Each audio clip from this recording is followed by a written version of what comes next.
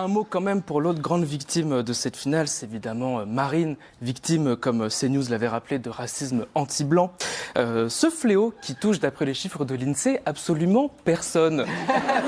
Ok, le débat n'a pas lieu d'être, mais ils le font quand même, donc on va leur répondre avec un petit peu moins d'enthousiasme que ce chroniqueur qui visiblement a la mémoire courte ou sélective. D'abord, les exemples ne manquent pas. Lui aussi les a vus ces vidéos de jeunes blancs qui se font tabasser ou humilier par des non-blancs. Lui aussi les a entendus, ces sketchs d'El Atrassi, ces vidéos d'influenceurs qui discriminent les gouères. Tout le temps qu'on perd à s'insulter entre Marocains et Algériens, c'est du temps perdu à insulter les gouères. Lui aussi les a lus, ces témoignages bouleversants d'élèves marginalisés dans certains établissements qui se font cracher dessus par des groupes ethniques. Lui aussi se souvient des mots de la porte-parole du gouvernement Sophie Primas qui évoquait les insultes qu'essuyait sa fille, à savoir sale blanche. Lui aussi se remémore l'enquête sur les agents de la RATP qui, pour toucher leurs primes, affirmaient faire du délit de faciès parce que les blancs sont plus prompts à aligner directement. Et le meilleur pour la fin, Thomas tué à Crépol par des mecs qui, je cite, venaient planter du blanc. Du coup, c'est quoi? Une activité culturelle? Non seulement le racisme anti-blanc existe, mais les exemples ne manquent pas, ils se multiplient.